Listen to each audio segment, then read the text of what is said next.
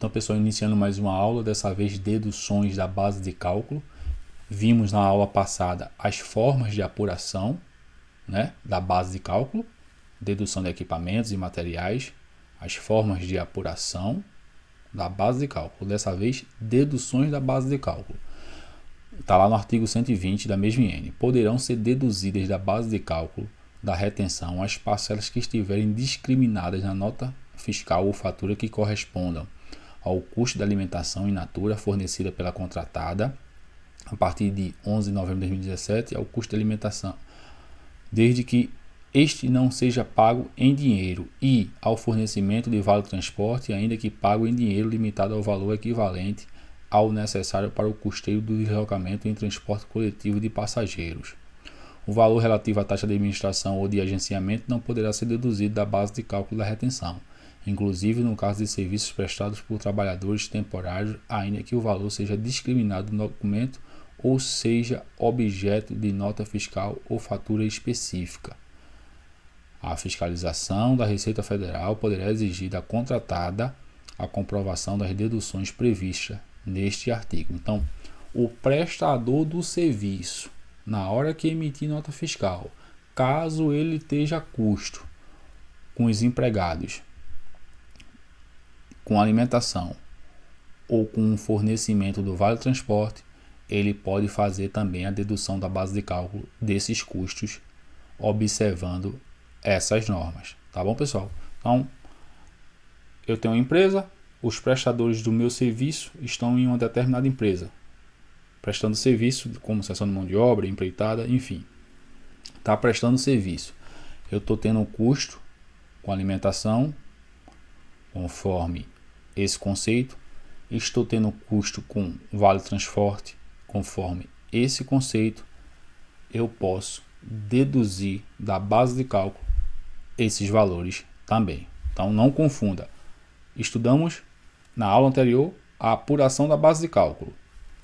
Agora estamos estudando as deduções da base de cálculo. Um não impede o outro, tá bom?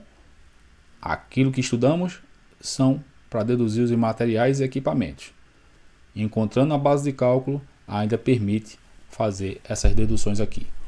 Um não exclui o outro, tá bom? Eu posso ter os dois, desde que me enquadre nessas características aqui. Importante saber que a fiscalização da Receita Federal pode solicitar a comprovação.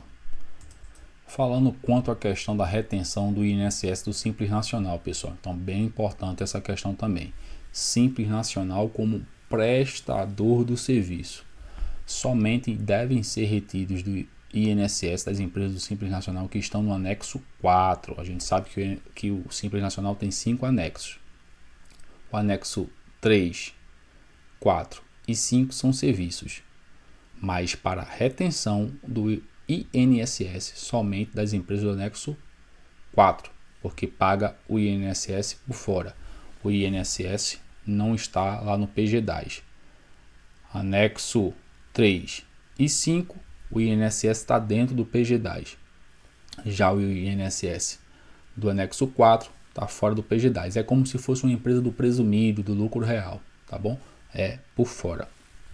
Então, só empresas do anexo 4 podem ser retidas. O INSS pode sofrer retenção do INSS, artigo 165 a 167 da IN 2110. Artigo 166 diz: as microempresas e empresas de pequeno porte tributadas na forma do anexo 4 da Lei Complementar número 123 de 2006 estão sujeitas à retenção da contribuição social previdenciária incidente sobre o valor bruto da nota fiscal, da fatura ou do recibo de prestação de serviços executados mediante cessão de mão de obra ou empreitada. Atividades do anexo 4: construção de imóveis e obras de engenharia em geral, inclusive sob forma de subempreitada, execução de projetos e serviços de paisagismo, bem como decoração de interiores, serviços de vigilância, limpeza ou conservação e serviços advocatícios. Então, essas são as atividades do anexo 4. Prestou serviço, tem retenção de INSS. Tá bom, pessoal? Só as Simples Nacional do anexo 4. Então, você que assessora empresas do Simples Nacional, tem alguma empresa desse anexo, é importante observar essas normas que a gente vem estudando para que a sua empresa esteja em conformidade com a retenção do Simples Nacional, tá bom? Prestou algum serviço de algum outro anexo, não é para ter retenção do Simples Nacional. E aí deixar bem claro, pessoal, tá bom? Deixar bem claro isso na nota. Teve retenção, deixa claro, é o que a gente está vendo. E tem que até colocar, né? Discriminação, como a gente acabou de ver. Mas prestou algum serviço que não tem retenção, deixa isso também claro, tá bom? Não retenção de INSS por não estar enquadrada, e aí você pode colocar a fundamentação legal. Mas é importante deixar claro quando não tem retenção, tá bom? Porque se for do anexo 3, se for do anexo 5, teve retenção de INSS, é a mesma coisa que a gente vem falando, e que vou mostrar também. Vai ser dor de cabeça. Para recuperar esse valor, vai ter que entrar com processo, e aí vai ser mais complicado. Então, prestou algum serviço, não tem retenção de INSS, informa que não deve ser retido de INSS por falta de norma legal. Não tem fundamentação legal para retenção do INSS das empresas do anexo 3 e 5, somente do anexo 4. Tá bom, pessoal? Dando continuidade à nossa aula, Simples Nacional como tomador, aí não tem o que se falar.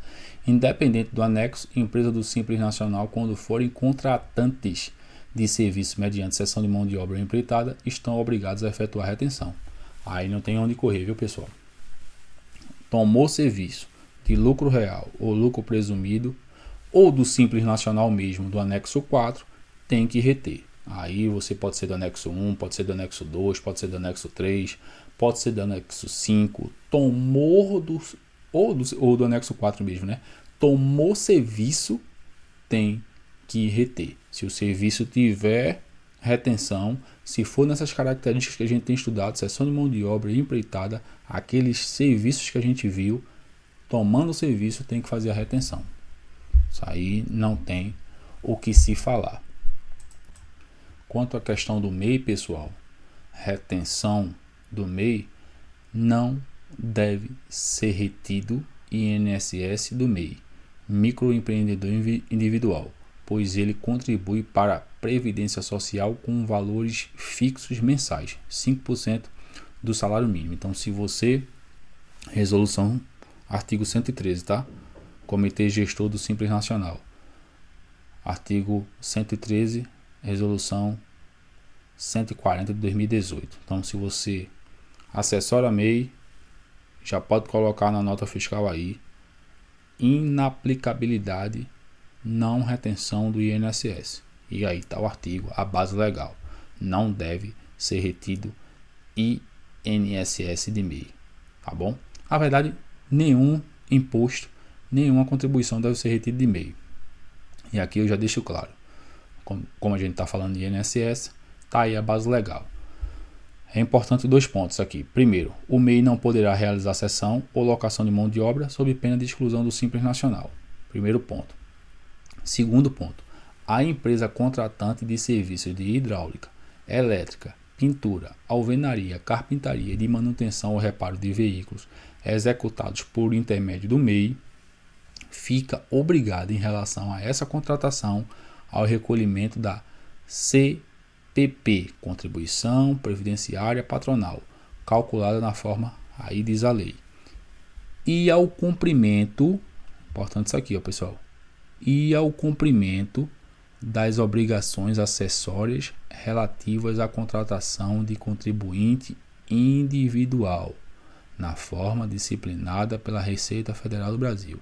Uma empresa contratou MEI com esses serviços aqui, terá que fazer o recolhimento da CPP, Contribuição Previdenciária Patronal, e ao cumprimento das obrigações acessórias relativas ao contribuinte individual. Então é bem importante você ficar atento caso contrate MEI nessas atividades aqui. Tá bom, pessoal? vamos dar continuidade à nossa aula.